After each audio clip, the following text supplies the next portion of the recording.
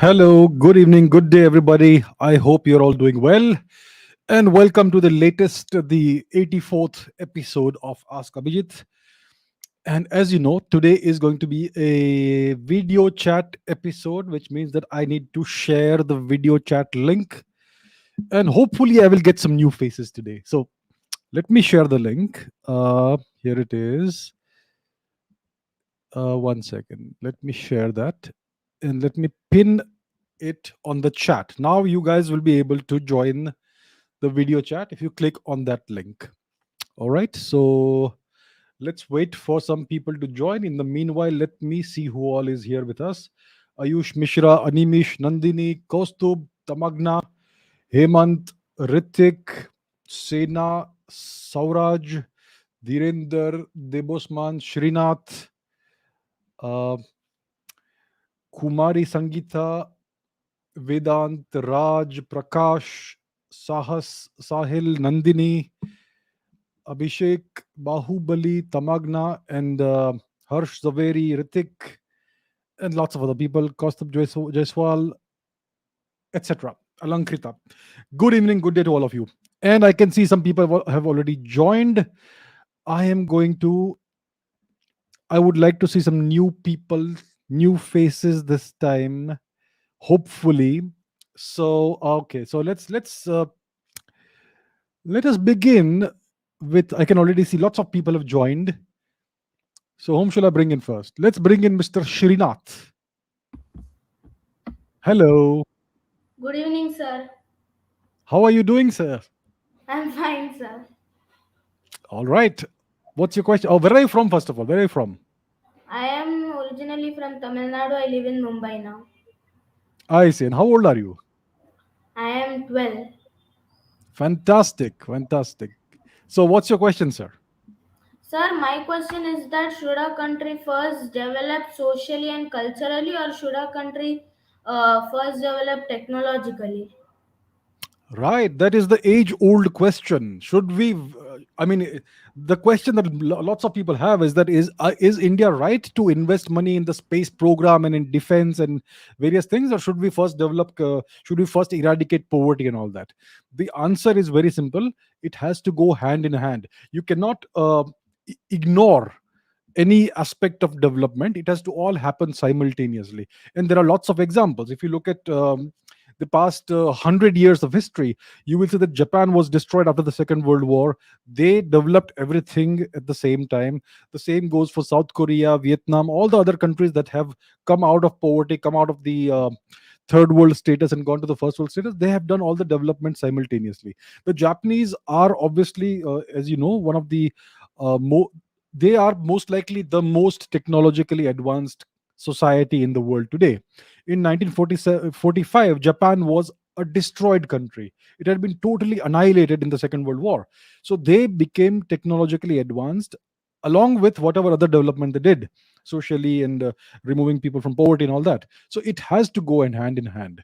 If you ignore, let's say, something like the space program and say that let's first eradicate poverty, then you're going to be several decades behind the rest of the world by the time you've caught up with the other things. So it has to all go hand in hand, right? So I hope that answers your question. Thank you, sir. Nice to meet you. Thank you. Bye bye. All right, um let's bring in Mr. Harsh Thakur. Hello. Okay, so hello, Vijay sir. So Hello, I how are want you, to. Harsh? I'm fine. What about you? I'm good. Where are you from? I'm from Delhi. All right, what's your question, sir? Okay. Okay. So my question is about the Aryan invasion thing. So I was you brought Professor Neeraj Rai on your live program last time, and I searching about this. So he said in a podcast that the presence of R1A1 in India is around 18,000 years old. And he also accepted that the steppe immigrants came into India. So if the steppe immigrants came into India, how can the presence of R1A1 in India can be 18,000 years old? So this is what I wanted to ask. Okay, so do we know what kind of genetic lineages the steppe immigrants were carrying? Do we know that? Uh, he's they must be carrying R1A or R1B, the Yamnaya ancestry or the you know. Okay, so okay, I get it. All right. So the question is that you are saying that if some step ancestry is there, then how come Yes, R1A1A is Indian? I don't see a logical yes. connection.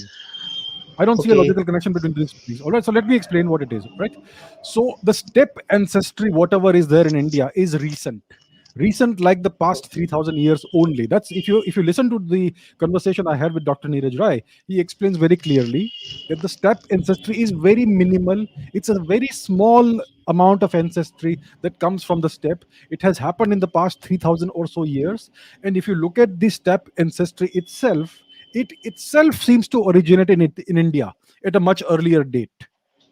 Okay, so that's what you need to pay attention when you listen. And the second thing is this: if you look at the approximate date at which R1A1A originated, it's between 18 to 30,000 years before today. Yes, And yes, the yes. most likely place of origin is India. And the same applies for R1B too. Even for R1B, most likely, as Dr. Neeraj Rai himself said, most likely even R1B originates in India. Now, the Yamnaya lineages are almost exclusively R1B. What does that tell you? It tells you that even the Yamnaya were originally Indians. So I think that that puts the entire matter to rest. It's only a question of time before the papers are published, and then even that question that it's not been published yet will go away. So I think it's very clear now from the data that we have, from the analysis that Dr. Neeraj Rai presented the other day. Right, sir? Okay, okay. Are you not Yes. convinced Okay. still? I think you're still not convinced. No, it's just a little bit confusion that whenever these people write the paper, like David Reich of the Harvard Medical School, whenever they write paper, they put things like Iranian ancestry, So step the question then ancestry. arises is that whom do you want to trust? There are two experts. Yes, One says A, yes, one says sir. B. Whom do you trust? The problem with Yes, Indians, I'm not saying you specifically, the problem with most yes, Indians is we tend to trust the foreigner more than the Indian. Are foreign se bola hai bhai, that has to be true. So please let's change our mindset. All right, we have one of the best experts in the world, Dr. Neeraj Rai, who has yeah. already gone on record on this channel, and he has demonstrated what things are like. So I think it is time for us to trust our experts as well. Right? All right, sir. Thank you for the question. Nice Thank meeting you. you. Well, Thank you. Bye bye. Okay, who will come in next? Let me bring in Mr. Tejaswa Vats.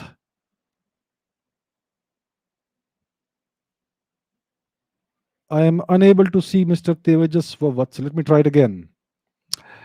Looks like his devices are not working. Let's bring in somebody else. Whom shall we bring in? I will bring in people whose faces are visible. I will not bring in people whose faces are not visible. So please understand that. Uh, in the meanwhile, let's bring in Mr. Udit. Well, Yes, hello. sir. Hello, sir. How are you, sir? I am very well. Where are you from, sir? Sir, I am from Delhi, but I live in Saudi Arabia for now. So I came I last see. session also. I asked the Russian question like in the last episode. I was there. Okay. So Nice today's to see you question is again. from history, Yeah. sir. So Mhm. when we talk about Delhi, sir, what do we, where does Delhi originate from? And then how does it come here? Like till date, I'm not asking to give you, you should give a detailed explanation. Like in short, can you tell like where it originated from? Like when was Delhi made? Okay. The history of Delhi. I think the oldest. See, there is a. See, I am not personally very much acquainted with Delhi. I have been there only briefly, a couple of times, very briefly. But Yes, sir. what I know is that there is a part of Delhi within the geography of Delhi, which is called Indraprasth, right? Yes, sir. So that happens to be the Indraprasth of the Mahabharat. It is the Mahabharata. same location, and we don't quite know when the Mahabharat happened. It happened minimum, I would say, 5,000 or so years before today. So Yes, I sir. would say that that should be the. I mean, if archaeologists were to go to the Indrapath place, that region, and do Yes, sir. some excavations, do some research, then they'll be able to actually find some evidence, some data that will be able to help us date how old the earliest settlement in this region is. So I think that's where it needs to start. But we know that the location of the historical Indraprasth of the Mahabharat is there, right there in Delhi. Yes, So sir. I think so the dating of the Mahabharata and the dating of Delhi, I think they go hand in hand.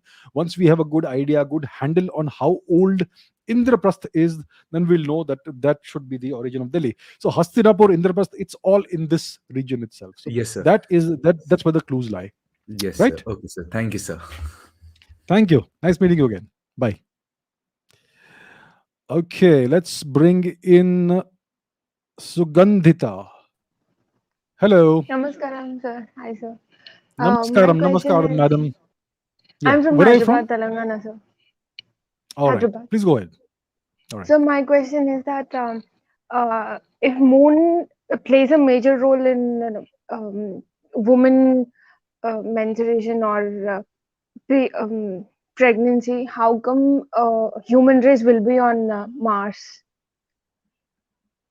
That's an interesting question. See, the thing is that, like you said, the menstrual cycles seem to coincide with the phases of the moon. 28 or so days. I'm not a great expert in this.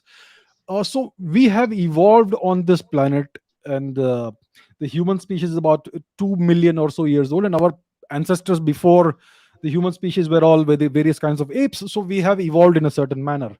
So now, if humans in the future were to go to a different planet, let's say hypothetically Mars, then what will happen? Uh, I don't think it should be quite a very big problem. Evolution happens over a time scale of millions of years. So if humans will go to Mars and be there for, let's say, a couple of million years, and we survive that long, then maybe we will see evolution happening in a different direction in some manner.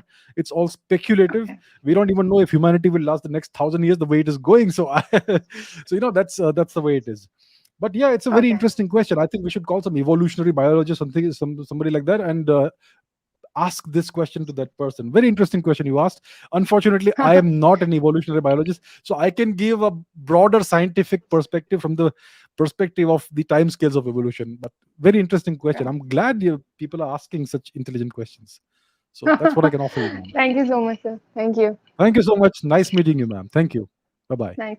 Meet you, sir. All right. Who else shall we bring in? Let us bring in my good friend Soham Chaudhary. Oh, no, sir. Hello. How are you, sir? आप Uh, कैसे हो? sir, okay. Okay. Sir मेरा question बहुत लंबा है तो हम पढ़कर बता रहे हैं सर जी बताइए. China is a China is colonized by communist ideology. Communism is itself a western ideology. Communism Uh-huh. is created by the German philosopher Karl Marx. Karl Marx was born in uh, Trier Cheers. नहीं Trier in Yeah. Germany. Mhm. Austria. फिर so second, that means that the communism is created by the Western philosopher named Karl Marx. ये तो ठीक है. The China was a democratic country from 1912 to 1949, but after the Chinese Civil War, which has happened from 1927 to 1949, Communist Party of China overthrew the democratic elected government and established the People's Republic of China. So the main question is that, sir, my question is that why nobody Mhm. is talking about this topic that communism is a Western ideology. लोग बोलते हैं कि capitalism एक western ideology है इसका हजार thousand reasons बोलते हैं कि कैपिटलिज्म एक western ideology but why nobody is discuss that communism is a western ideology Well, let's talk about it. हम शुरू करते हैं ये बात करना. Of course, it is a Western ideology. Uh, it has its origins in who was it? Karl Marx himself was he was influenced by an earlier German scholar thinker. I don't remember. Was it Hegel? Most likely Hegel. It was. So that's the lineage of this communist ideology, socialism, communism. It's all different names for essentially the same line of thinking. So you are right. This communism itself originates. You could say the overall father of communism is this guy called Karl Marx. I don't consider him to be a philosopher by any stretch of the imagination, but yes, he is the guy who came up with the Marxist ideology, which became communism and all that. Eventually, it's even been called Maoism with some with a little bit of reinterpretation. So China today is no longer a communist country. We have to understand that too. China practices capitalism. It's an out and out capitalistic mercantilist country, sir और एक तो and country it's का an नाम मैं add authoritarian करना one. भूल गया sir. Sorry sorry जी sir बोलिए, सर आप बोलो. अब बोलिए बोलिए बोलिए, सर. बोलिए, बोलिए. Go ahead, go ahead, go ahead. Sir even countries like China, एक तो चाइना तो बोलिए, नॉर्थ कोरिया, हाँ, वियतनाम हाँ. And Cuba, who oppose the western ideology still follows the communism which is the western ideology. बात तो सही है आपकी, बिल्कुल. So they don't oppose Western ideology. They have opposed Western imperialism. Understand that. They opposed Western imperialism. What is imperialism? It means that a foreign power which is more powerful than you comes and tells you how to do your things, how to live your life. They try and interfere with the internal affairs of your country. That is imperialism. And so that's what was happening in the 20th century. Whether you're talking about Vietnam, whether you're talking about Korea. Why is Korea divided into two? It's because of external factors. The Korean people did not divide the country into two pieces. It is the influence of China and the USSR on one hand, and the US on another hand, which divided Korea. So this is foreign interference. The same thing was happening in Vietnam. It was divided into North and South, and so on. So they don't oppose Western ideology, Western thought. They oppose Western imperialism. They have been opposing attempts from Western powers to interfere in their internal affairs. So understand that it is not an opposition of the Western culture or ideology. If you look at the Vietnamese people, lots of them even speak French even today, and lots of them live Western lifestyles and eat pizzas and burgers and things like that. So it's not about opposing Western culture or Western ideology. It's about opposing imperialism. Right. So Vietnam, even today, is a communist country, more or less. They also practice a form of capitalism, actually, right? हाँ, And in middle North income country Korea, बन गया है. yes, exactly, you're right. And North Korea is not quite a communist country, it's a one party authoritarian dictatorship. So you can call it communism, but it's actually that thing. So, जो yeah, main जो see, main it's a, yeah. ये बोलिए बोलिए बोलो sir. So what I'm saying is it's quite complex. It's not as simple and monochromatic as it seems to be. काफी complex चीजें हैं ये. So communism is of course a Western ideology, and these guys don't oppose Western ideology. They oppose imperialism, which they should. Got it? Thanks sir, क्योंकि college में लोग capitalism के बारे में इतना गालियां देते हैं, जब कम्युनिज्म का बात है सब चुप रहते हैं. जब ये पूछते हैं कि अरे कम्युनिज्म भी तो वेस्टर्न आइडियोलॉजी, उसके बारे में कुछ तो बोले, सब चुप रह जाते हैं. तो इसलिए मैंने ये सब, इवन मीडिया में भी ये कम्युनिज्म को ऐसा वेस्टर्न आइडियोलॉजी ऐसा दिखाते हैं जैसे कि ये आइडियोलॉजी एशिया में ही पैदा हुआ है, ऐसा करके पोर्ट्रेट Yes, कर रहा yes. है. बट That ये is not the चीज बहुत case. Yeah. मुझे खराब लगा है कि जो जो आइडियोलॉजी एक्चुअली का वेस्टर्न आइडियोलॉजी उसको आप पोर्ट्रेट नहीं कर रहे, बट जो आइडियोलॉजी बेसिकली हर जगह में एग्जिस्ट कर उसको आप अपोज कर रहे हैं. You're right. You're right. So it's a very thanks. interesting point that you have brought out. Thank you. Nice to see you again. Yes sir, next All podcast में right. मिल जाएंगे. All right. All right. Chalo, thank you. Thank you. Bye bye. Okay, who else shall we bring in? Let us bring in Mr. Tarun Kumar, who is raising his hand. Hello, how are you, sir?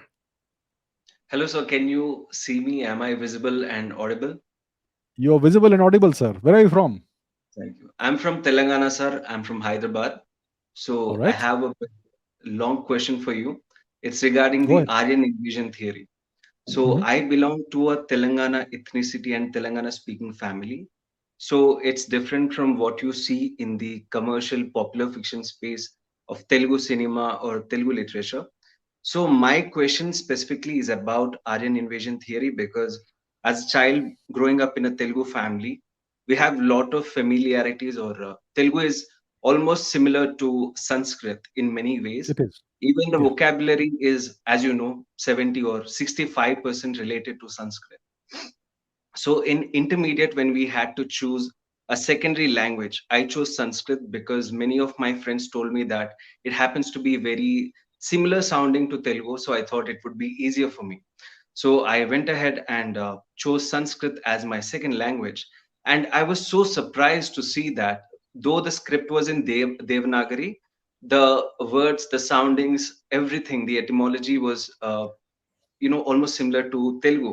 So at that point I had no idea about what Aryan invasion theory is and who Aryans are, uh, supposedly, and that I, being a South Indian, I am a Dravidian. I didn't knew that before until I started diving a bit deeper into history and started learning more about a culture and stuff like that.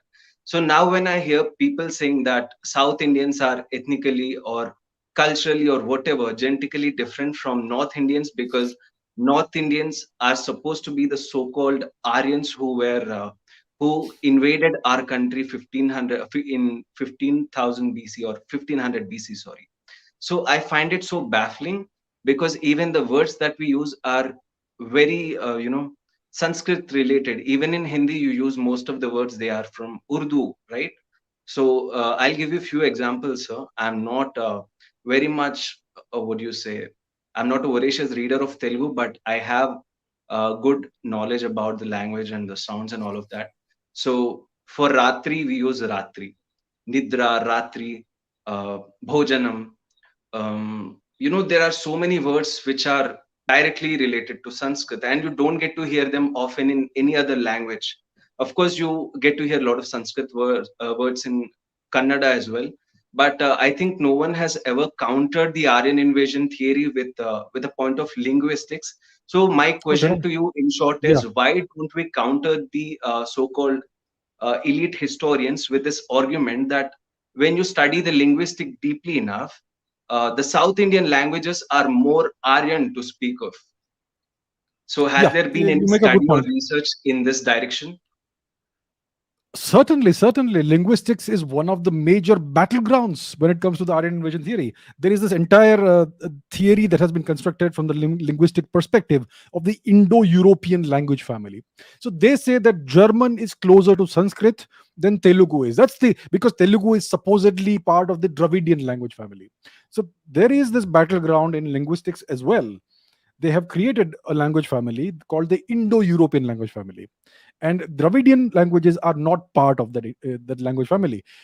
And yet, if you do a comparative analysis of Sanskrit and German, and Sanskrit and Telugu, for instance, you will find that Telugu and Sanskrit have so much more in common than Sanskrit and German, or Sanskrit and French, or Sanskrit and Latin, for instance, or Sanskrit and Greek. So it is abundantly clear that any Indian language from the southern regions of India, whether it is Telugu, whether it is Kannada, whether it is Tamil, whether it is Tulu, whether it is Malayalam or anything else, they are way closer to Sanskrit than are any of the European languages. So actually, shouldn't all of these Indian languages be part of the same language family, instead of trying to categorize Sanskrit in a language family that also has European languages? It makes no sense.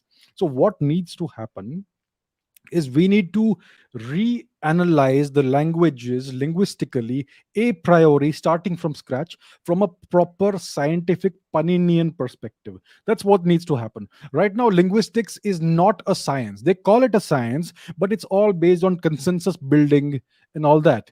Consensus building is not science, it's politics. You see, that's what's happening. And it's a bunch of Western linguists who have taken over, and they decide what is right, what is wrong. So linguistics currently is completely pseudoscientific. It's totally incorrect. And so what you have pointed out is absolutely valid. Telugu and all the other southern Indian languages are much closer to Sanskrit than any extra Indian language. So it is certainly one of the things that we can use to prove that these people are incorrect in their categorization or classification of Indian people into two ethnicities or two races. And that's also been debunked via the science of genetics. I mean, you and me, if we compare the genetics, we will have almost everything in common. Just the skin color or whatever else you have, it's all superficial. It all depends on climatic factors or on where your ancestors have been for the past 1,000 or so years. So that also affects your skin color, your eye color, hair color, everything else. So these are superficial factors. Actually, beneath the skin, we are very much alike. Whether it's somebody in North India, West India, it's somebody in Kerala, for instance, or somebody in Bengal, we are all the same genetically, and linguistically we have so much in common, much more than what we have in common with other countries. So your point is valid, and that's why I have been saying that we need to re-examine the linguistics of India a priori from scratch in a scientific manner.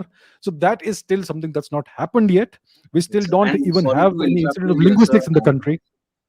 Yes, sir. I'm Yes, really sir. sorry to interrupt you here, but I just have a small, humble request from my end because you're a very Go ahead, please. influential person in this, Please go ahead. right set of arguments, and you have access to many, brilliant thinkers of our country. Yes, sir. What's your So I would suggestion? just request Hmm. you that could you please make a podcast with people like Neeraj Rai sir or Sanjay Dikshit or any other people from these, you know, the Indic thinkers who have a good bit of knowledge about the linguistics, or some, you can call on some linguist experts, especially Telugu linguistic expert, and then you can compare Sanskrit and Telugu, and maybe try to bring in I some get it. argument from here, because I think this argument, this this factual argument will really help this destroying this and debunking the Yeah, so I already already have a fallen podcast with Aryan Dr. Neeraj invasion. Rai, and I will certainly take up your suggestion. Thank you. All right, Yeah, I'm going to end it here because there are people waiting. But thank you very much. yeah. Very good points. Thank you, sir. Nice to meet you, sir. Nice to meet you. Thank All right. Let's bring in Mr. Tejaswawats again. Hello. Can you see me? Can you hear me? Could you speak, yes yes please? Yes yes आवाज मेरी आवाज आ रही है आपकी आवाज आ रही है, आप दिख भी रहे हैं मुझे। आप कहाँ से हो सर? कहाँ से हो आप? यूपी यूपी से है जी। आपकी आयु क्या है? 14 14। यस सर, आपका प्रश्न क्या है? बताइए प्लीज। मेरा क्वेश्चन ये था कि अगर हम स्पेस में जाते हैं हम्म। और लाइट की स्पीड से अगर हम ट्रैवल करेंगे तो ये क्यों बोलते हैं कि क्लॉक रुक जाएगी? उसके लिए आपको स्पेशल रिलेटिविटी पढ़नी पड़ेगी। It's a very simple theory, उसमें ज्यादा मैथमेटिक्स नहीं है। तो if you look at the equations of special relativity, it will, आपको उसमें मालूम पड़ेगा कि आपका जितना वेलोसिटी बढ़ेगा, आपका स्पीड जितना हाई होगा, उतना ही आपका मास बढ़ेगा, और उतना ही आपका क्लॉक का speed, from your perspective clock का स्पीड वही रहेगा, but from an external observer's perspective आपका क्लॉक का स्पीड कम हो जाएगा। So an external observer will age faster than you. So the higher your velocity is, the slower you will age. That's the thing you get in special relativity. तो आपको वो theory पढ़नी पड़ेगी, उसके इक्वेशंस आपको समझने पड़ेंगे, then it will be very clear, abundantly clear. बहुत simple theory actually compared to general relativity. So it is from relativity कि हमें ये सब मालूम पड़ता है कि what is the behavior at relativistic speeds of clocks, of length contraction, time dilation, and so on and so forth. तो आपको वो पढ़ना पड़ेगा, तभी आपको समझेगा। I can not give you an intuitive understanding, वो इंट्यूटिव है ही नहीं, only the equations can tell you. All right sir, nice to meet you, thank you for the question जी, bye. All right, who else shall we bring in? Let us bring in lots of people. Let's bring in Mr. Sahas. Well, hello. Hello, sir. Hello, am I audible? Hello, sir? I can hear you. Yes, sir. Where are you Yes, sir. from? I'm from UP, sir. All right. Sir, What's your question? so my question is that we hear these Western country talking about human rights and war crimes. Sir, my question is, why aren't the Americans demonized for nuking an entire country? And more than that, my follow-up question is, what led to these bombings? And wasn't there any other way than totally dismantling a country through nuclear arms? Right. So the reason they are not demonized or they are not called out for doing this is because they control the narrative. They control the entertainment industry, Hollywood, which portrays Americans as the superheroes, as the people who are morally righteous all the time. They never do a wrong thing. And secondly, they control the entire media. The entire media that we consume, the English-speaking media, because Indians only consume English media, more or less, internationally. So we only see their perspective, the narratives they build. The British Broadcasting Corporation is essentially a propaganda arm of the British. And all the American outlets, media outlets, are propaganda arms of the US establishment. That's why you don't see this happening. That's why you don't see any other perspective. If you were to able to read Russian or Chinese, you would see different perspectives, but that's what we cannot do, and that's why we only see a one-dimensional perspective. Now, why did the bombings happen? Because they wanted to test the bombs on civilians, I suppose. Because these are not white people. These are some brown people or Asian people. Let a few of them die. Kya farak padta hai? Right?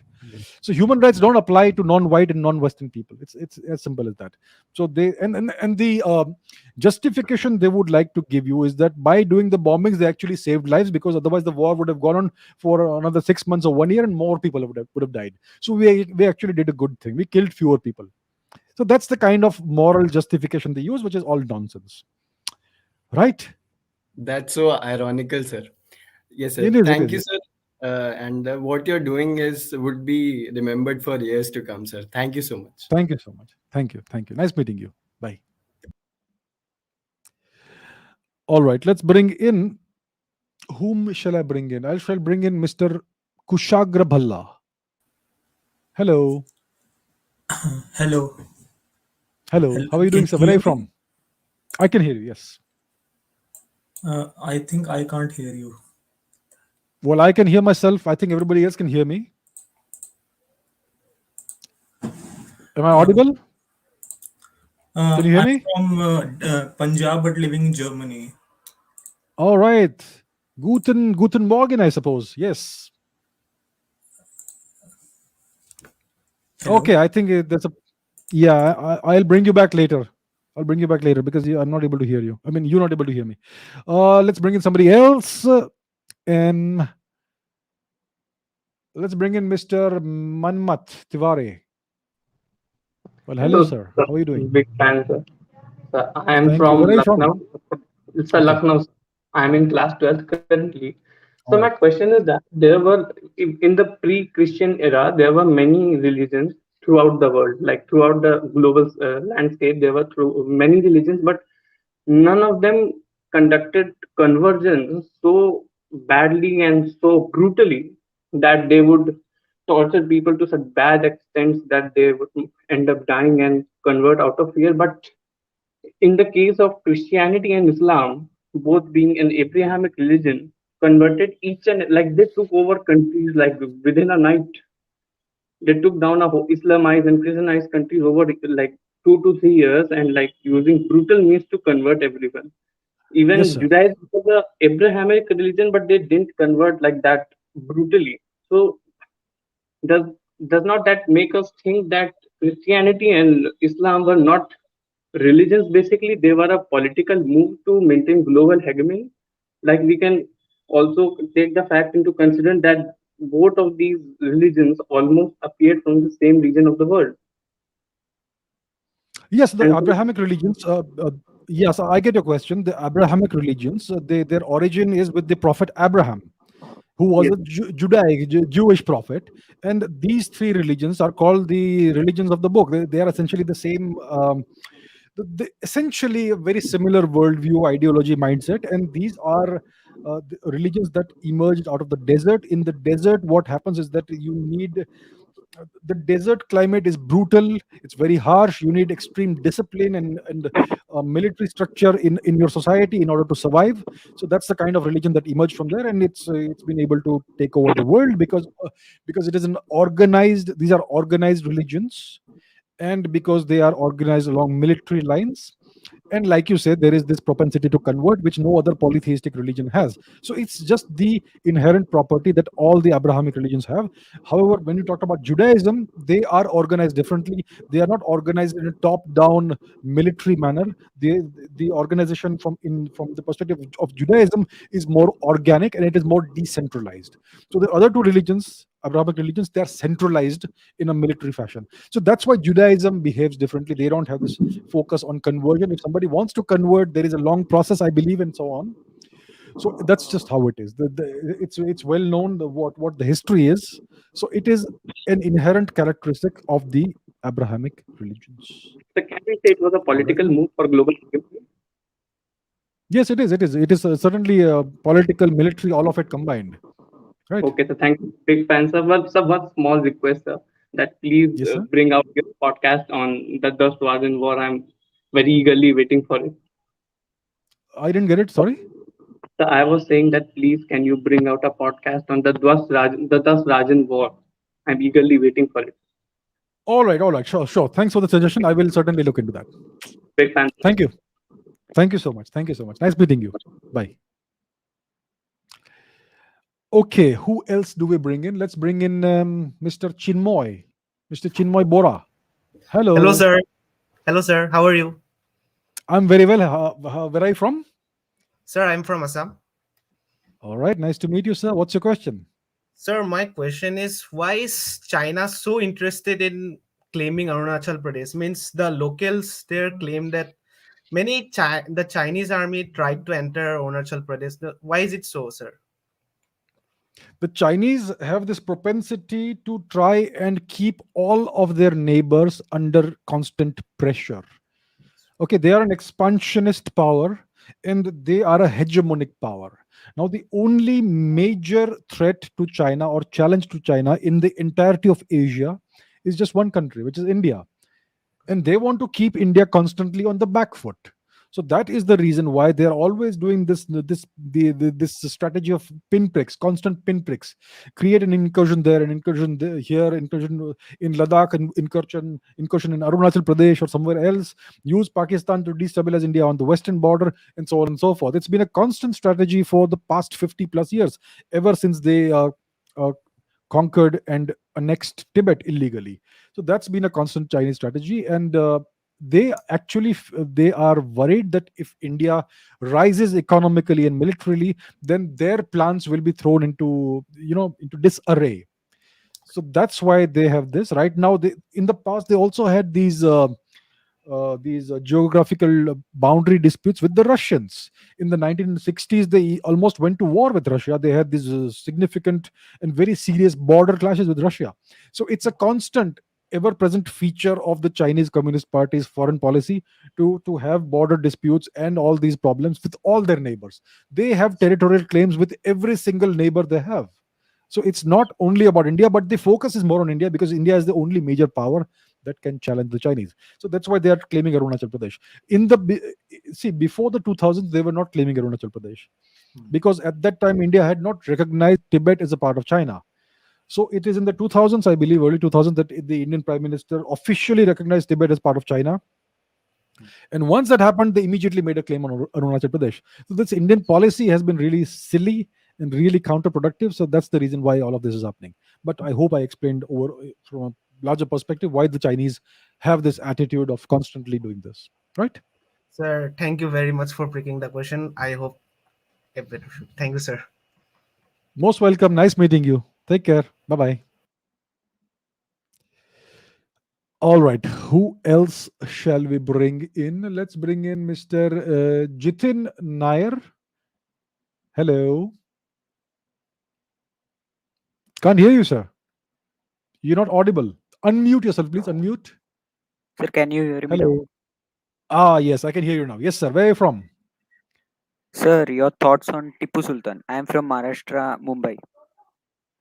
My thoughts on Tipu Sultan, I can give you in one word: monster. And he's hello.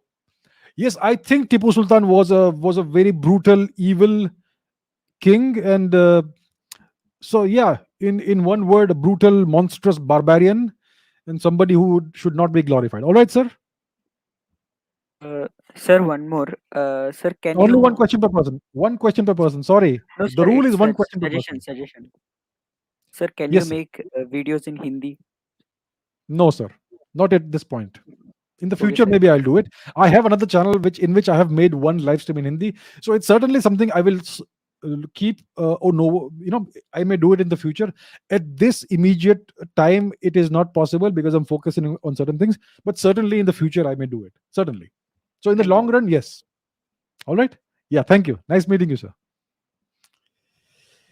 Okay. Let's bring in Mr. Will Smith. No. That's not Will Smith. Let's bring in Mr. Sandeep Chaudhary. Hello, sir. Hi, sir. Big fan. How are you doing? Where are you from? Good. I'm from Delhi. All right. What's your question? So my question is, what's your take on Russia and Ukraine crisis? Are they gonna attack, or they're going to be a war, or it's just a threat? Right. Good question. So what we are witnessing right now is that we are witnessing a certain kind of cooperation between the Chinese and the Russians. because their national interests to some extent they converge right now. So what we are witnessing is that the Russians are exerting geopolitical pressure in Eastern Europe, in Ukraine right now. That's the pressure point. And the Chinese, at the same time, are exerting geopolitical pressure in the South China Sea, in with respect to Taiwan. So what we are seeing is an attempt to keep the United States off balance with two pressure points in two different regions of the world. Right. So I think that I am not expecting the Russians to invade Ukraine. They will keep threatening it. The Russian threat to Eastern Europe is permanent. It's never going away. The Russians can threaten to destabilize Eastern Europe anytime they wish to. Right. So it is simply, in my opinion, and in the opinion of other experts too. I'm not quite an expert, but in the opinion of geopolitical analysts and strategists, it seems to be something that is happening in coordination with the Chinese. Right now, we have the Winter Olympic Games that are happening as we speak right now in China. So the Chinese want this to go off smoothly. There's been a diplomatic boycott of these games from the West, from India as well. So they are worried that they will lose face if there is all of this happening in the games. So they want the games to go off smoothly. So maybe they are coordinating with the Russians to exert some certain kind of pressure in Ukraine to divert the United States' attention away from China at this point in time. So, will the Russians invade? I don't think they will invade right now, but in the future they may possibly invade if the time is right, they feel, and if they stand to gain something more than they stand to lose. In that case, they may invade. So it's a complex situation. I don't think an invasion is actually imminent immediately. Right, sir? Okay. Thank you, sir. Good night. Thank you. Good night. Nice meeting you. Okay. Who shall I bring in? Let's bring in Mr. Abhishek Chaudhary. Hello. Hello, sir. Huge fan, and Thank you I've so much. asked questions so many times, and unfortunately, it was never picked. And I'm speaking But face where to you face are? to you. I'm very happy. Right. Where are you from, So sir? I'm from New Delhi. New Delhi. All right. What's your question? Yeah. Yes. So I just want to ask, like, according to you, who is bigger threat to India? Is it the communist or is it extreme Islamist? And second part, is the government taking sufficient step to protect us from them?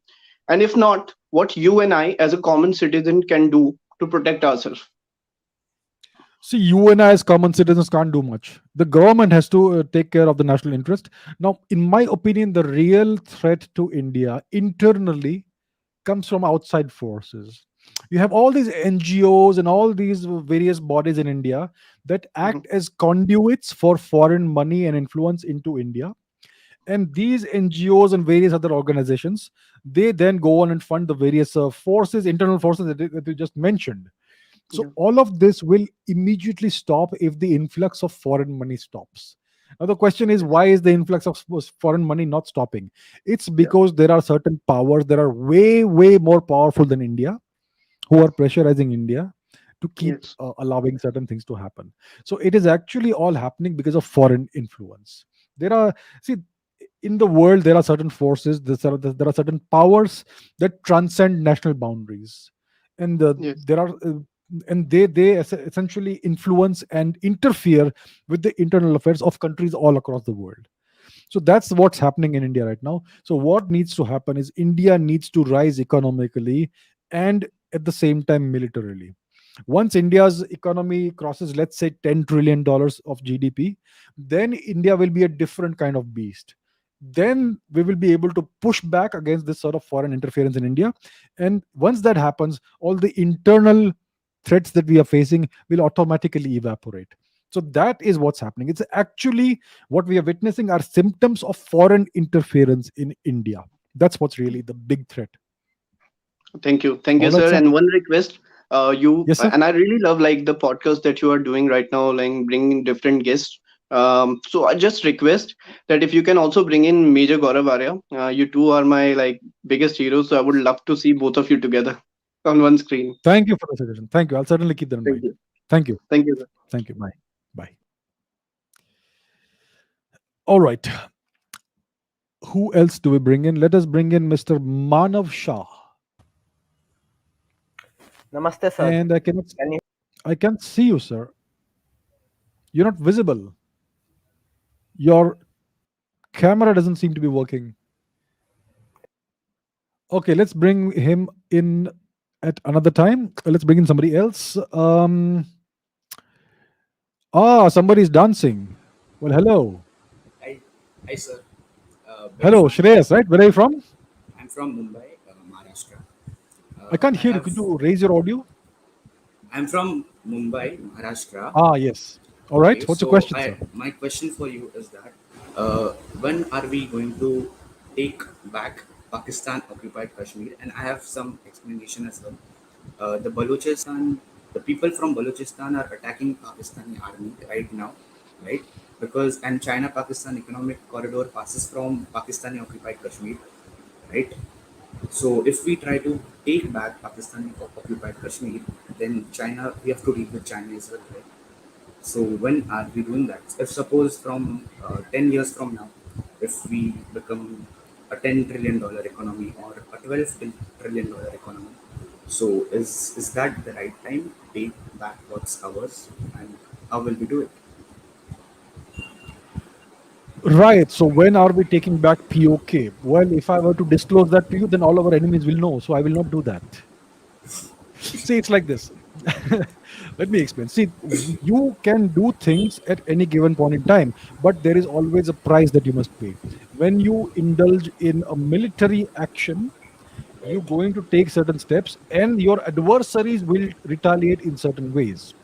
So there is always a balance of power, and you have to pick the best moment when you know that you will have to pay the least possible price. When the time is right, that's when you strike.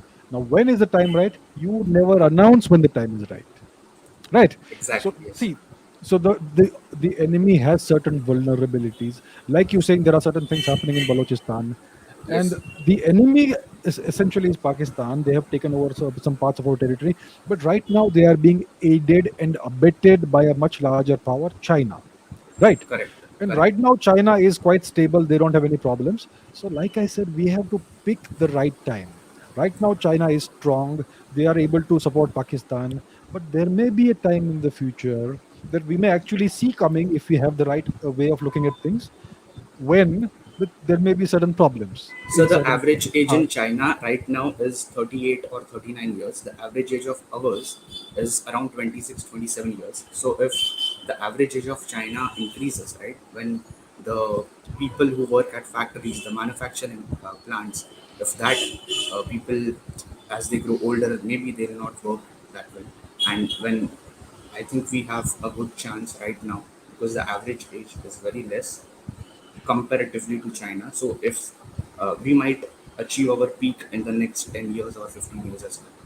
What do you so when I'm talking about the right time, I'm not talking about looking at the average age. It's nothing to do with the average age of a country. Okay. You're looking at other geopolitical factors. You're looking at the internal stability of the country. You're looking at leadership struggles. You're looking at other factors. You're not looking at the average age. Even if the average age is 80, you will still have sufficient soldiers who are 20-year-old or 25 years Yes. old.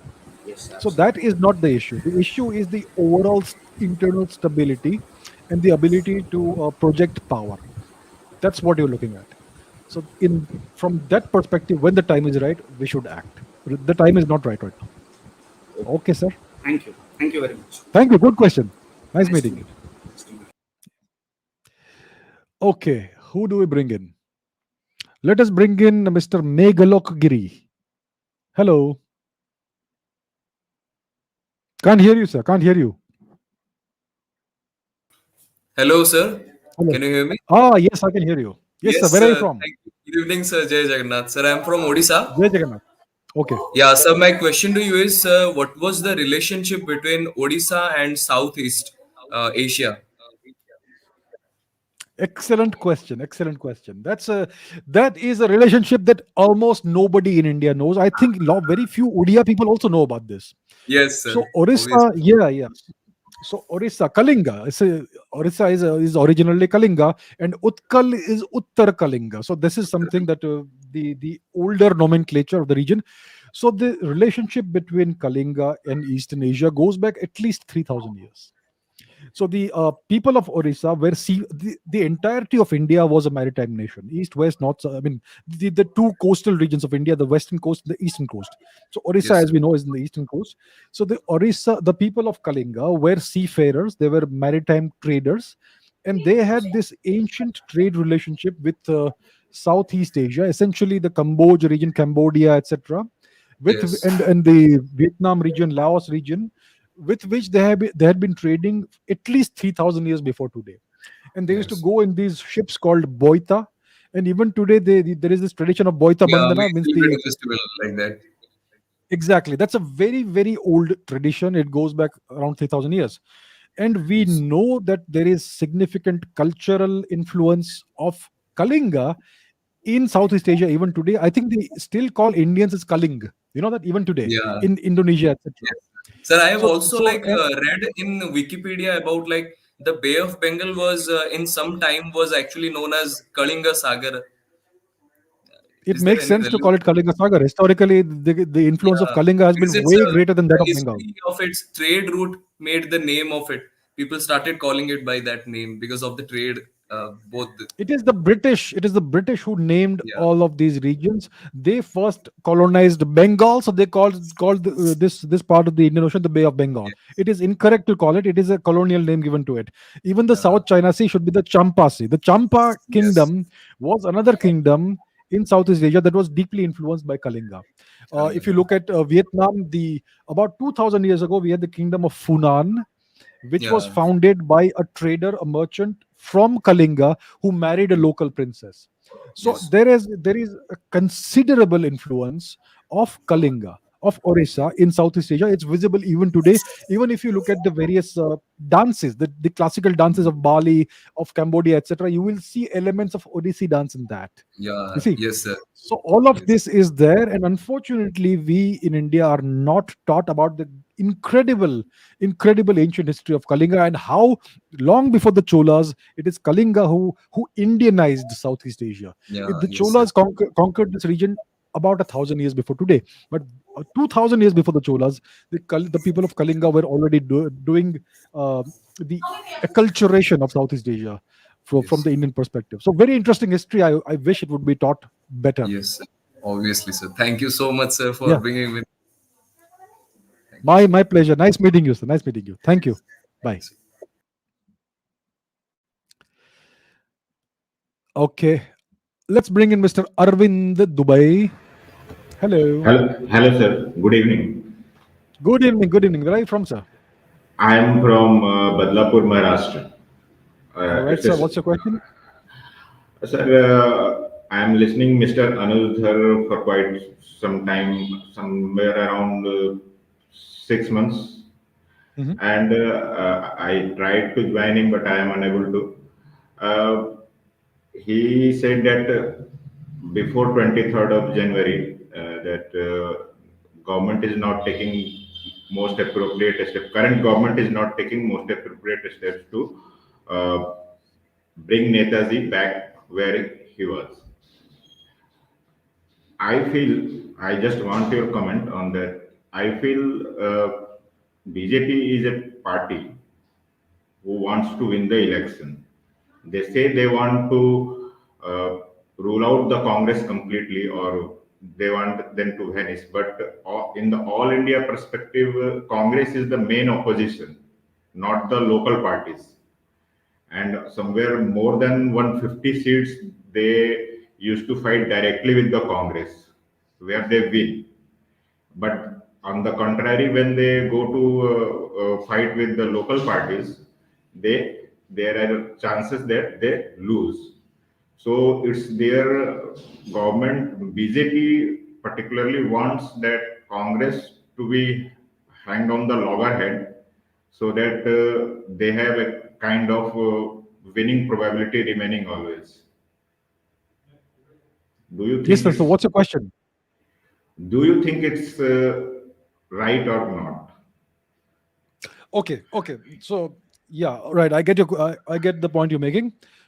Anything else? It's a politically political thing rather than the nationalist thing, because they Okay. were Yeah, I get it. I get it. So the perspective, we have to see the bigger picture. If the BJP doesn't win elections, they cannot Yeah, take the country in the right direction. In yeah. electoral politics, the most important thing is winning elections. Winning elections. You have to win the election. That is You the most important thing. important. And Yeah. then you can make whatever changes you want to make slowly, gradually.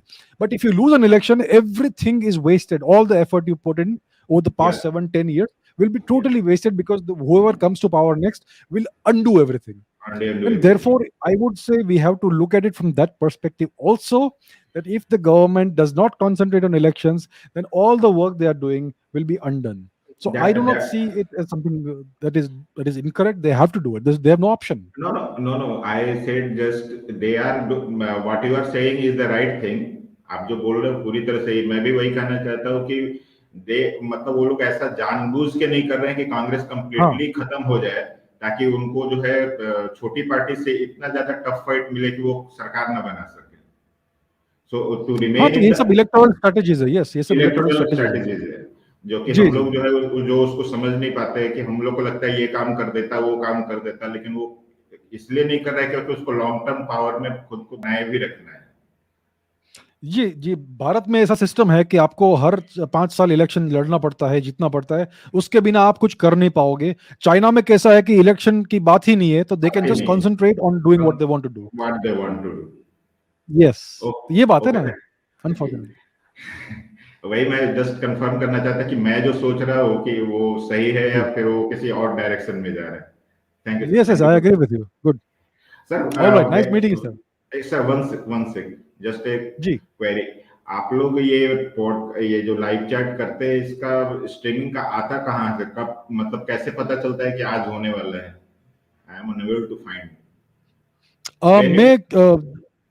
मेरा जो channel है उसमें मैं जो community tab है उसमें advance में announce करता हूँ when is the next session, so you can see it on the community tab. आज आप करने वाले हो तो आप कितनी देर पहले आज कर देते हो, ताकि मैं उस समय के अराउंड चेक कर सकूं कि हाँ भाई मुझे यदि जुड़ना है तो मैं रेडी रहूंगा. मेरा इस चैनल पे सैटरडे संडे को होता ही है लाइव चैट, लाइव सेशन होता है, live stream all every Saturday Sunday, so you can check it out any time. Means आप 24 घंटा पहले करते हो, 12 घंटा पहले करते हो, अनाउंस कितने घंटे पहले कर देते हो कि हाँ मैं लाइव चैट इस टाइम पे जा रहा हूँ? ये मुझे पूछना था. जी, मैं 4-5 दिन पहले करता हूँ announce. Okay sir. Okay, thank you. Okay. Thanks a lot sir. All right. Nice meeting you, sir. Nice meeting you. Thank you. Bye. Okay, let us bring in Mr. Arun. Hello. Hi, Abhijit. Pleasure meeting you, and it is a Pleasure great meeting you, show. sir. Where are you from? Thank you. I'm Thank you. basically right now in Hong Kong, but I am from India. Like, I mean, obviously, I stay in my hometown is Hyderabad, so that's where I'm from. I see. Yeah. Yes. Yeah. Right, sir. So I basically had a question, right? Like, I have been to different countries, like, Indonesia. Like, I've gone across the different cultures of Bali and also in Cambodia, and there's a huge heavy presence of Hindu culture. You can see that in the architecture, you can see that in the day-to-day life, and I see also that they are enriching their culture on day-to-day basis, which I feel in India is like kind of degrading over the time. But I do see the kind of renaissance stage that's happening right now. So, and I also see that they have a dance that they do, which is the Kachak dance, which is pretty much the depiction of Ramayana, and it's beautiful, right? So I want to understand, like, what is it that we can do as Indians to try and not only like glorify our history, but also how we can try and spread more of the innate capabilities of our ancestors that they had in terms of knowledge. Right. So what needs to happen in India is some form of cultural renaissance. It's not enough to become prosperous financially. It's all etc. It's happening slowly, but Indian culture, when we talk about it, there needs to be some sort of a cultural renaissance, which means that the common man, woman, child, the citizens of India need to patronize Indian culture. Right now, what's happening is all the money is being spent on Bollywood or whatever other cheap form of entertainment we have. But that is not Indian culture. They are not promoting Indian culture. Bollywood does not even represent Indian culture. So we have our own ancient heritage, so many different forms of classical dance, classical music, architecture, painting, so many things. So we need to find ways of trying to revive that. We have such beautiful forms of dance like Odissi dance. We have the um, yakshagana, which is a more of a folk dance kind of thing, and so many Yeah. other things. We also have so many Janapada. different styles of architecture, all of that, right? Yeah. So we need to find ways as citizens to patronize and to promote our own indigenous forms of art and culture. The government will have some things like the Sangeet Natak Academy or whatever, but it doesn't may have much of an effect. If you look at what's popular on YouTube, you will see only Bollywood. You will not see any Indian classical dance or music or anything. So Yeah. so we need to try and find ways of popularizing all this, because like you just stated, all of the dances in Southeast Asia, whether it is the Apsara dance or the dance Yeah. in Cambodia, all of these dances, they are all influenced by Indian classical dance, especially Odissi dance. And like you said, there are the various beautiful depictions of the Ramayana, whether it is in Thailand, whether it's in Burma, whether it's in Cambodia, Laos, etc., even Bali. So Bali. Indian culture is valued more in Southeast Asia than in India itself. That is the Yeah. terrible thing that we are witnessing. So we Exactly. need to find ways of promoting our culture again, and that will only happen if there is more awareness of our own culture within the citizenry, right? So that's what needs to happen. I don't have specific answers as to how we can make it happen, but we need to try and explore our own culture more than Bollywood or something like that, so Right. that's what I would say, sir. Yeah. So I have a small request, and I really loved your talk on the ancestry and the migration from the so-called Africa and how it kind of evolved from there. So I'm also a geneticist. So I really like Ah, yeah, I love this whole topic, and I work actually on the whole migration patterns and all that. But mostly, fascinating. yeah, it's mostly on the overall European ancestry and other stuff. And of course, I'm very curious about the Indian ancestry part, and that's why I would love to know more about the South Indian ancestry. And I think there are a lot of papers which do talk about it. And you spoke about the tribal part of the Andaman Nicobar and all of that. And yeah, I wanted to know if you can ever touch base on Krishna Devaraya kingdom, because that's something which fascinates a lot. Probably if you can do a one episode on that or something, that'll be amazing. And I do follow every episode of yours, so yeah, that'll be Thank you so helpful. much. Thank you so much. Yeah, Right, thank you. I will certainly keep that in mind. It's a very Yeah, interesting part of our history, and certainly yes, something that I have not touched upon in great yeah. detail. So I'll certainly do that in the future. Right. Thank you very much. That's great. Thank you. Yeah, Nice meeting you. nice Thank you. meeting you. Yeah, Bye. bye. Okay. Um, who else comes in? Let's bring in Mr. Rishi Raj. Hello. Hello, sir. I am How Rishiraj are you Singh doing? Rajput. I'm in class 10. Sir, I'm fine. Sir, I Okay. Where are you wanted to from? ask Ujjain, Madhya Pradesh. Ujjain. Ujjain. Beautiful. Yes, sir. Sir, Yeah. what should be an ideal job for an Indian? Sir, I'm in class 10th, but my teachers and my sir, parents are forcing me to take engineering. So, sir, what should be an ideal job so that India can become a global superpower? Engineering. See, if you want to make India a developed country, then you need to build a lot of infrastructure, lots of roads, railways, highways, airports, other kinds of infrastructure. We need equipment, machinery, we need to industrialize. All of that is engineering. So if you want to contribute in that manner, of course engineering will help. But again, when you talk about the ideal job, it depends from person to person. Everybody has a different kind of aptitude, what they are good at. Some people will be good in engineering, some people will be good in sports, some people will be good in culture or arts. You have to find what you're best at, and in case you are good at engineering and science and all that, then you should certainly go for that. And of course there is a good future in engineering. You will get a good job, you will have a good stable career, and maybe you can do lots of good things for the country.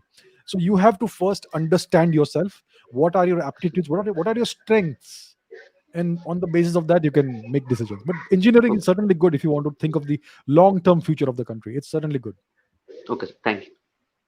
Thank you. Nice meeting you. Let's bring in Miss Avika. Hello. Hi. Can you hear me? Hello. Yes. Hello. Hi. Where are you from? UP. UP. Yes, ma'am. What's your question? Why did Nathuram Godse kill Gandhi?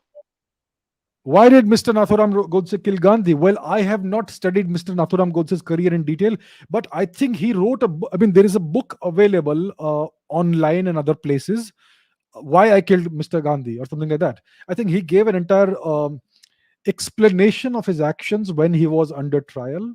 I haven't read it personally, so I cannot go into why he did that. But all that information is certainly available. His entire testimony, his entire explanation of why he took this step of assassinating Mr. Gandhi is available. So I would recommend to you that please look it up. Please acquire the text and study it, and then you will have the answer. I am not an expert in this specific matter. I have not studied it in great detail, so I cannot give you a concrete answer, but I can give you the direction. So check it out. Thank you. Bye. Thank you. Nice meeting you. Bye. Okay. Let's bring in whom shall I bring in? Let's bring in Mr. Dominic. Well, hello. Hello, sir. How are you doing? Where are you Namaste, from? sir. Namaste. I'm from Maharashtra. All right, sir. What's your question? So my question is, how can we have bring the develop the strongman characteristics, like uh, uh, we see today all around that our focus is not what we want to do. Lot of distractions are there. So how can we develop that strongman characteristics and uh, do what we want to do and take this country forward? Right. Good question. So right now there is so much noise. There are so many distractions in the world, social media and all kinds of other things. So we are always distracted. There's always something to see, something to watch, some video to watch, some TikTok or whatever it is these days, and so on and so forth. There are so many distractions. So you essentially are constantly consuming something, and you just can't think. That's what's happening. So what people need to do is they need to stay away from social media. I mean, don't be completely immersed in social media 24 by 7, and try to spend time with yourself. First of all, learn meditation. That's how you learn to focus. If you want to focus your mind on things, you need to learn how to meditate, even if you start with 10 minutes a day. So that is one thing that can help you. And if you want to develop the strong man attitude, like you say, then you need to be physically and mentally strong. Mental strength is augmented by physical strength. If you are physically strong, if you are like a strong person physically, that adds to the mental strength and the confidence that you have. So you have to develop yourself thoroughly from a 360 degree perspective.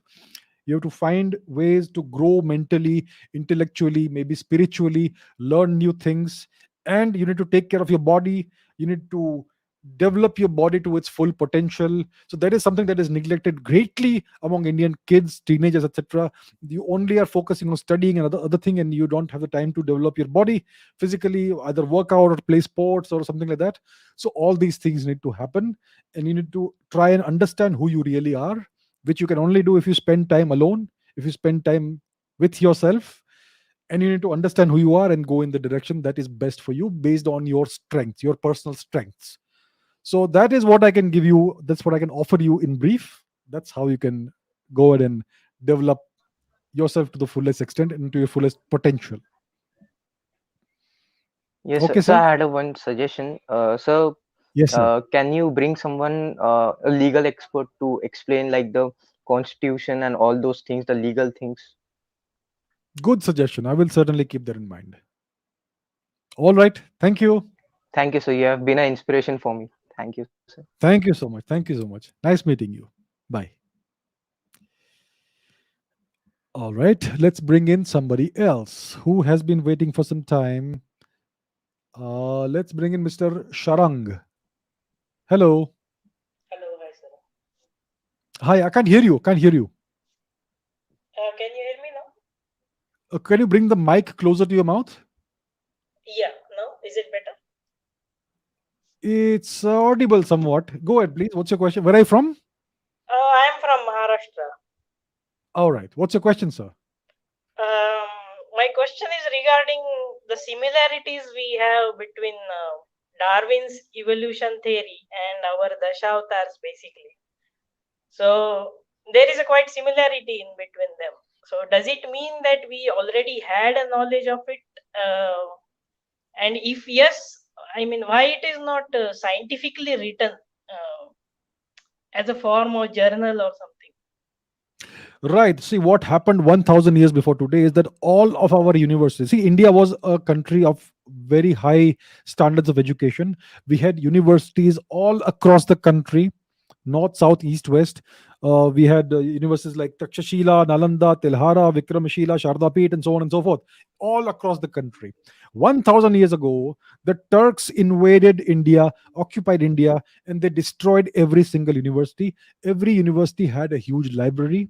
We know that the university at Nalanda, when the library was burned, it burned for several months. So, all of this textual information, all the academic information that was part of the university libraries was all burned to ashes, and therefore whatever knowledge we had was destroyed. So in case we had texts on evolution from an Indian perspective, those are gone, and that's why we don't have the knowledge today. It doesn't mean it did not exist. If a library burns for months, imagine how much knowledge was there, how much text was there. Scientific text would have been there, literature, astronomy, physics, chemistry, mathematics, biology, pharmacology, toxicology, history, all of that would be there. It was all destroyed. And that's why today we don't have the answers. But it doesn't mean it was not there at the time. Now, when you talk about the Dash Avtaras, there is clearly, it clearly resembles evolution. It starts with the fish, then the tortoise, then the dwarf, then the larger humans, and so on. So it clearly represents some form of evolution. But why is it not in the journal form? Because all the journals were burned. So that's what I can say, sir. That's why we lost all of our knowledge. So it All means right. we had knowledge of that.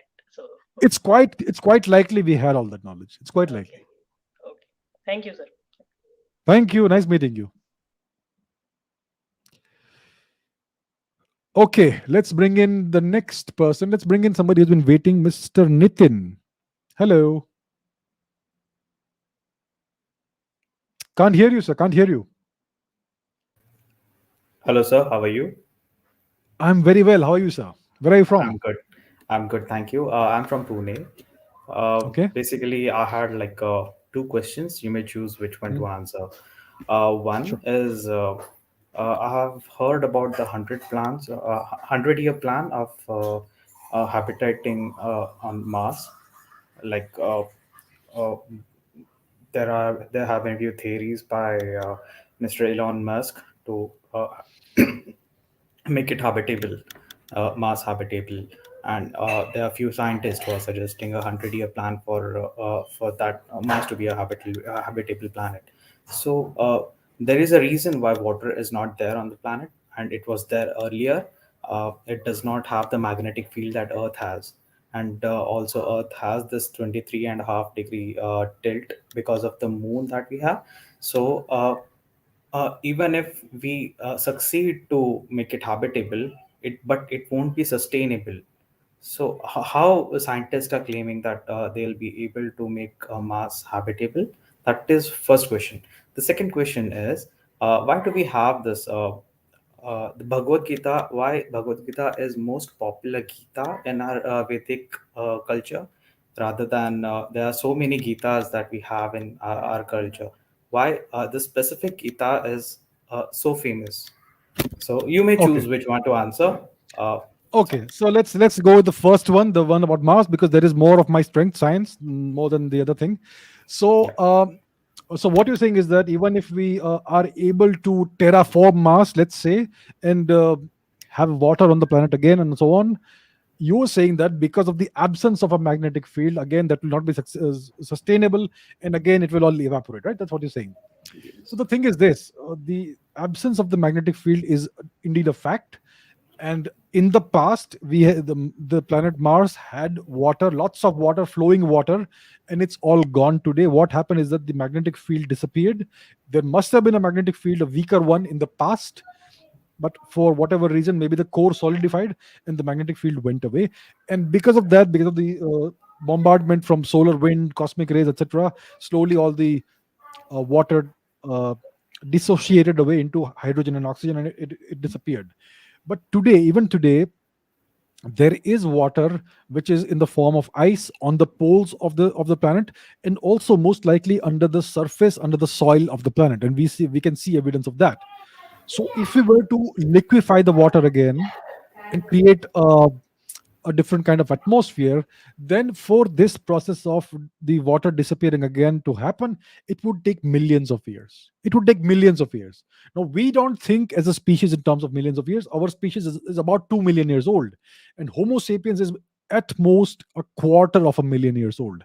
So, when you're talking about a time scale of millions of years over which water disappears, it's not important for us. If water is there for the next 1,000 years, it's enough for us, right? So that's why it is a plan that makes sense, but it is just a dream right now. It is just a dream. Terraforming a planet is not joke. It will take at least a few centuries for the entire process to be completed. At least a few Exactly. centuries, Yes. maybe 1,000 Yes. years. So it's something that's still in the realm of science fiction. It's not something that can be done right now. We don't have the resources and the capabilities of actually doing it unless we start using nukes all over the place, which obviously is not advisable. So right now, the first thing is let's get to Mars and get back once, and then we'll take it from there. Right? Getting back once would be really a challenge for human beings, right? Indeed, indeed, yes. Yeah, Exactly. So, right.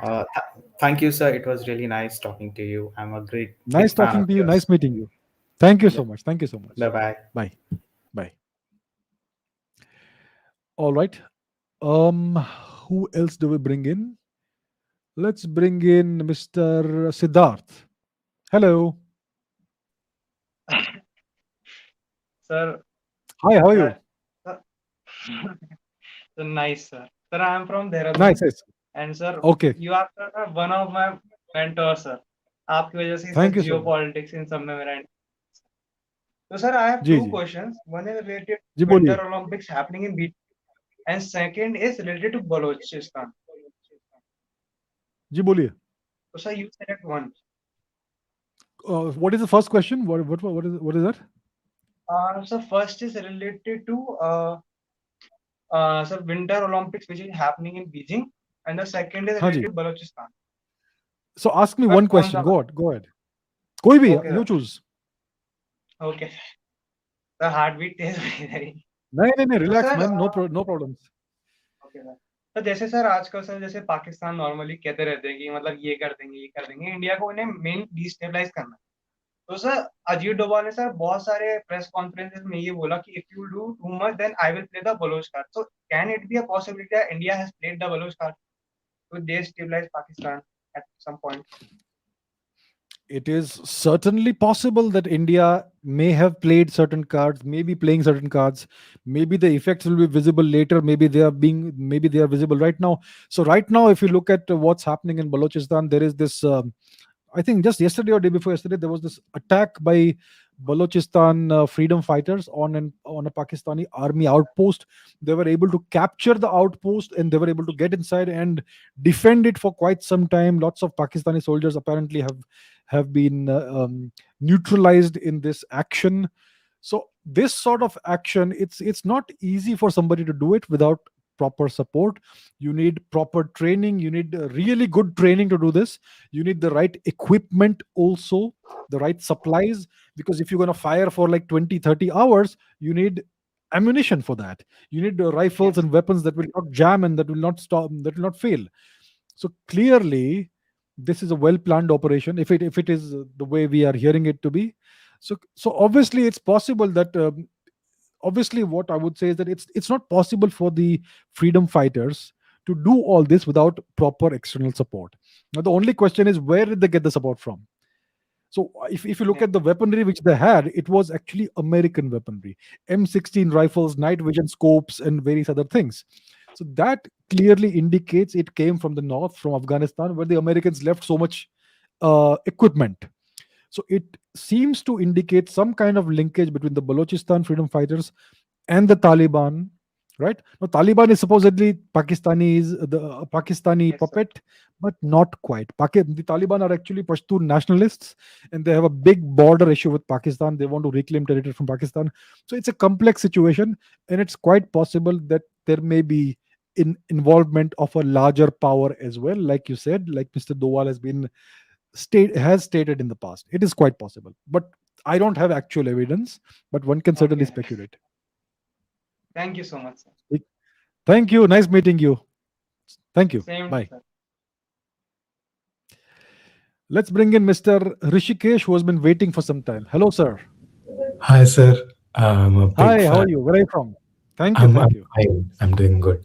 I'm from Visakhapatnam. I'm Odia actually, but I have been here for some Oh, time. all right. Sir, so my question is, it's not necessarily. I'll actually explain it. So, sir, in India, we follow a democratic system which is based on the ideas that were been imposed from, like, from our colonizers. And because of that, while we are a civilization which has existed for like thousands of years, recordedly, which is confirmed, we still today struggle to implement 5-year plans. While we should be a nation which should have concrete century plans at the minimum. And because of this, a lot of youth suffer because of this. So while we have the youngest youth population in the world, which is like 26 years, a lot of them are under distress because they don't get to choose what they want to do. And at the end of the day, those who are capable of doing something generally move out. And we, like you mentioned in your older videos, we have become an exporter for digital coolies, and the country greatly suffers because of it.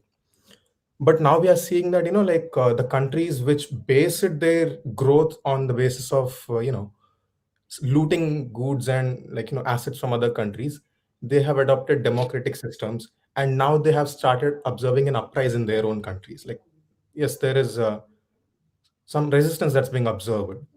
So, like, amidst all of these things, India follows a democratic system, and that's exactly why people's ideologies, dictate which direction the government has to go, and that's exactly why the current government is actually worried for what it's going to do in 5 years.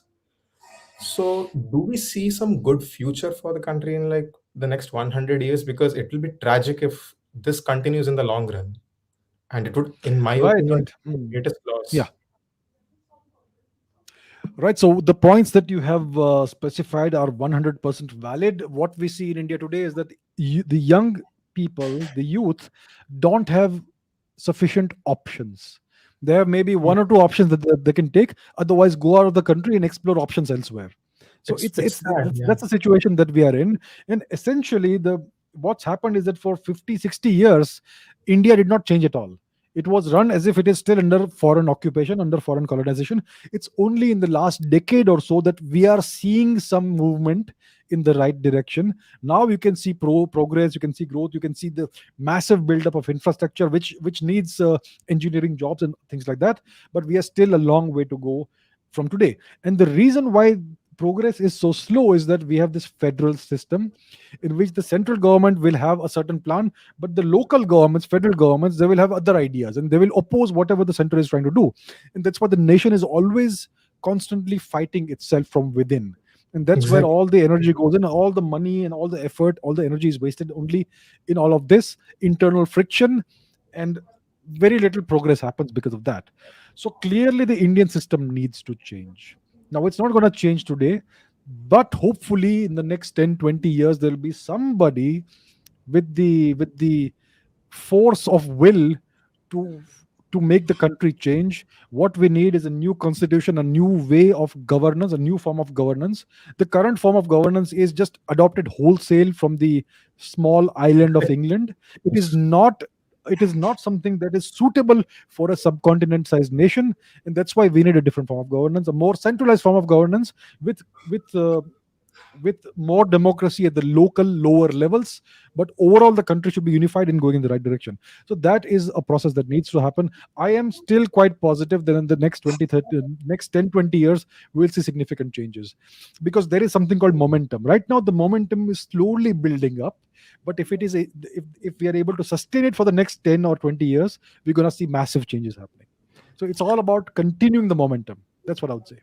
So, like, regarding that only, because of the external influence, we see that it's very easy for a idea which is like counter to the nation's growth is very easily supported by external influence. Like we see movies which promote an entirely contrasting idea which should support the nation's growth. So, like, Yes. is it possible that like if someone in the country starts funding like ideas, like promoting ideas through movies or anything that actually support the growth of the nation? Is that a possibility? Like, It is certainly a very good idea. We can certainly change the mindset, the cultural orientation of the country with the using the entertainment industry, with the exactly. media and all that. So if somebody with this sufficient amount of resources, funding, would start, let's say, a new OTP platform, whatever they call it, and promote Indian culture, it would certainly have a very big impact. The audio visual medium is very influential in the 21st century, and social media too, and the entertainment industry too. So it's certainly a low hanging fruit, which if somebody with the right amount of resources and funding would want to do it, it's certainly very much possible. So this is an avenue that we can certainly explore, but we will need funding for that. But funding is available in the country. We are actually a very rich country. Money is there. Actually, It's all about how we use it, exactly. right? Yeah. Thank you, sir. Thank you very much. Thank you. Very good questions. Nice meeting you, sir. Thanks. Same, sir. Thank you very much. Thanks. Bye. Okay, let's bring in who has been waiting for some time. Let's bring in Mr. Abhay. Hello. Hello, sir. Can you hear me, sir? I can hear you. Yes, sir. Yes. Where are you from? Yes. I'm from Hyderabad, and my question is actually about the First Cold War. So, in the First Cold War, as we know that the Soviet Union disintegrated. So you have said that it was because of Mikhail Gorbachev's policies of more democracy, glasnost, and perestroika, and slowly they have started to lose control over the eastern states of the Eastern Europe. And so, do you think there is any involvement of the United States in all this process of disintegration? Because I have watched this video of Yuri Bezmenov, and he said that Americans have been demoralized during the Cold War era, and America was very in danger from the leftists in America. But finally, as we see, the result was just the Soviet Union disintegrated. So, do you really think there's an involvement of United States in the disintegration of the Soviet Union, or Right. Right. So, like you said, Yuri Bezmenov was a Soviet defector to the West. He defected via India, actually. And in the US, he disclosed that there is this Soviet campaign to destabilize the US, to influence the US ideologically, etc. And the majority of the effort was going into that, not into spying. So that's what he disclosed.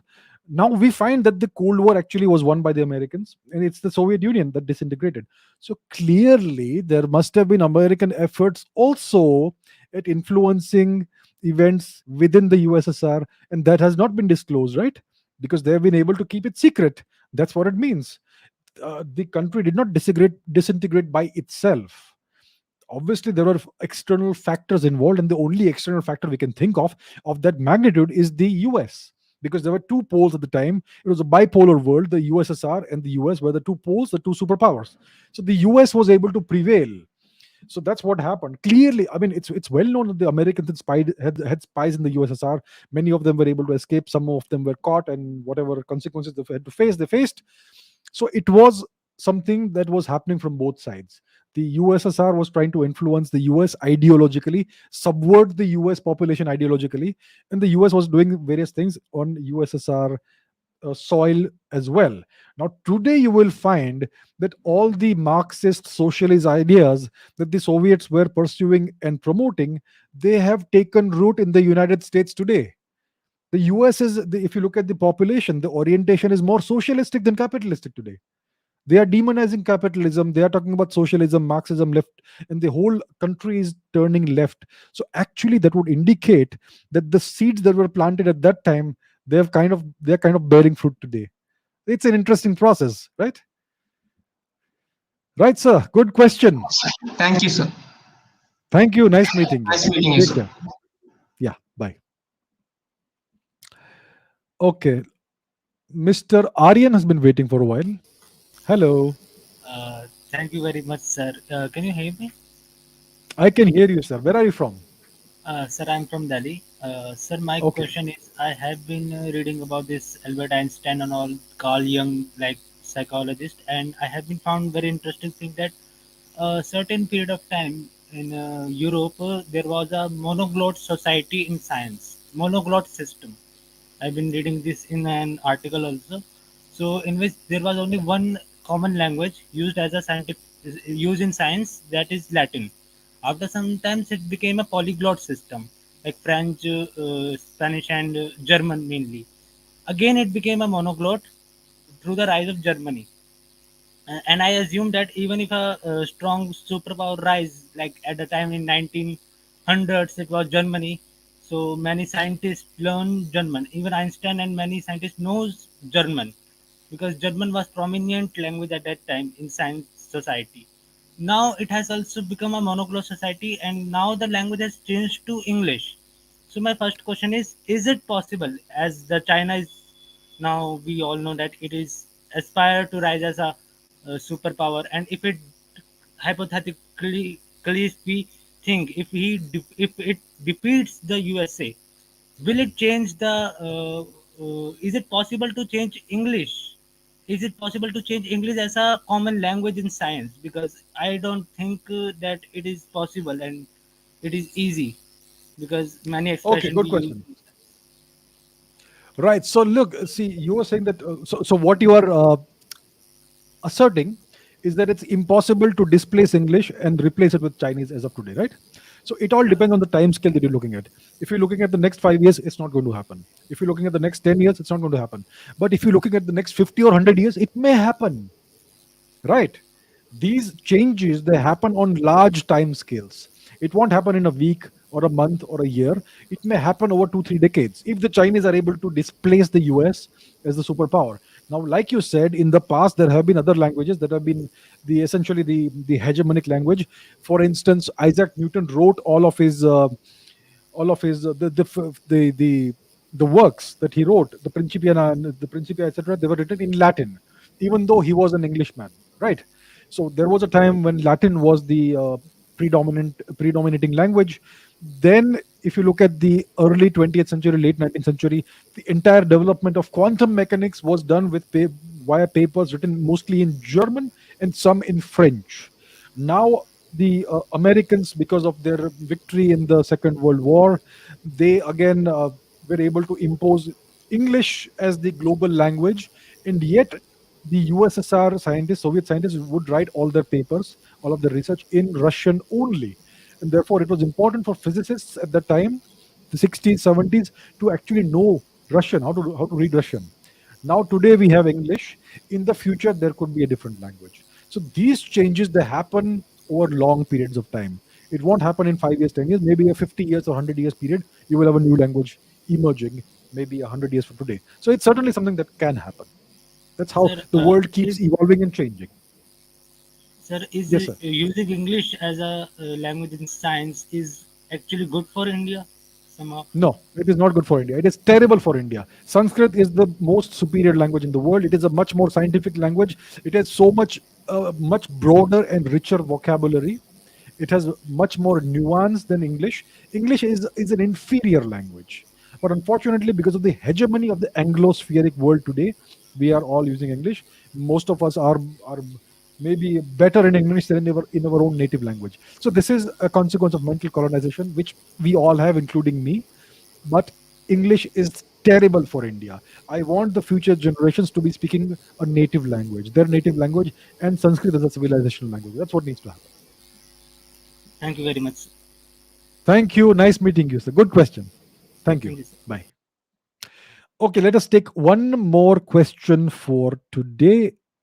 Let's bring in Mr. Kabir, who has been waiting for some time. Hello, sir. Hello, sir. Hello. How are you, sir? Where are you from? So I'm from Meerut. Meerut. ठीक है, sir. What's your question? So my question is, sir, in the Congo, the Duke of Congo, sir, killed hundreds and thousands of people, Hmm. and the culture of the Congo was changed drastically. And today we see that almost all the population is converted into Christianity. So even after the independence, why don't they revert back to their root or indigenous culture? Very good question. See, what's happened is that they have destroyed the local culture and religion, whatever it was, so thoroughly. And they have brainwashed the people so thoroughly that they now regard their ancestral culture as inferior. That's what's happened. That's the kind of mindset they put into people. And what they have done is that they have reduced Africa to complete destitution, and they have made Africa completely dependent on aid from Western countries, which makes the local people feel that the West is superior to us. And therefore, we should try to emulate their culture, their language, their religion, and all that. See, what they have done is this is called neo imperialism. You first do colonialism, you conquer a country, you take out all the resources, destroy the economy, impoverish the country, and then what you do is you reconfigure the country. You draw boundaries, artificial boundaries in the country, and each of the small independent states that you create should be such that they are unable to sustain themselves on their own, and they are completely dependent on you even after their so-called independence for decades Yes, and sir. decades and decades. That is called neocolonialism, and that's what's still happening in Africa. And that's why the people of Africa, because of this situation, the condition they are in, they feel the West is superior, and therefore we should try and either emigrate to the West or try to be more Western our language, our religion, our culture. So that's what's happening, and that's why it is like that. Okay, sir. Sir, why did you remove, sir, short clips, sir, from your channel? Because it is time for the channel to go in a different direction. Now it is Okay. long videos, long conversations. I am trying to give you a different kind of value. I mean, until now, I have been speaking for hundreds of hours. So now I Yes, want to sir. bring in some really well qualified people, experts with different kinds of knowledge, and they will also give you some really good information. I want to give as much knowledge, as much value, and as many different perspectives as possible. So that's what I'm trying to do right now. So Yes, the sir. channel has to keep evolving and changing. If you stay the same, you don't progress. No, sir, I I think want to it is keep very on. good, sir. Okay, I'm glad you think that way. Thank Thank you. you, sir. Thank you. Nice meeting you, sir. Take care. Bye. Thank Shall I take one more question? Let's take one more question. Whom shall I bring in? Let's bring in Mr. Rakshit. Hello. Hi, sir. Okay, so I have two questions. You can choose either of the one. One Okay, is please go ahead. why Europe was the most dominant country in the world during the 18th and 19th century. Even though we had America, Russia, Japan, they were powerful, and some of them were barbaric as well. My second question was India was less than $300 billion economy in 1990s, and during the before 2014 we were $1.92 trillion, and today we are $3.25 trillion. So we had a growth which can be considered reasonably well. So what we can do to reach that $10 trillion mark which you mentioned all the time? So these are the two questions. You can pick anyone. Okay, let's take the second question. So, our economy was very small until the 1990s. There was almost no growth at all for many decades. It is called the Nehruvian rate of growth, 1% or 2% per year. Essentially, what the policies that Mr. Nehru implemented, they stifled our growth, and that's why we did not grow at all for so many decades, even though we were so badly impoverished. Now, after the economic liberalization of the early 90s, our growth started to accelerate, and that's why we are now about approximately $3 trillion in GDP, per annual GDP. So what needs to happen if we want to quickly reach $10 trillion of economy of GDP? What needs to happen is we need to have a sustained period of growth of at least 10% every year, at least 10%. So if you look at the history of the Chinese economy, from the for a very long time, for like more than 1 or 2 decades, they were growing at more than 10% per year, sometimes 12%, sometimes 13, sometimes even 15%. And that's how they have been able to change, transform their economy, and become almost a middle income nation today. And that's why they're the second largest economy in the world today.